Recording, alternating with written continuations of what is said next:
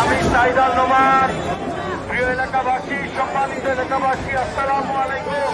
ধানের শীষ সবার আগে বাংলাদেশ, দেশের মার্কা ধানের শীষ, করব কাজ করব দেশ, দেশের মার্কা ধানের শীষ সবার আগে বাংলাদেশ, দেশের মার্কা ধানের শীষ, করব কাজ করব দেশ, দেশের মার্কা ধানের শীষ। জেগে ওঠো ছোট্ট 12 তারিখ সারাদিনে ধানের শেষে আপনারা যারা আছেন ভোট দিবেন।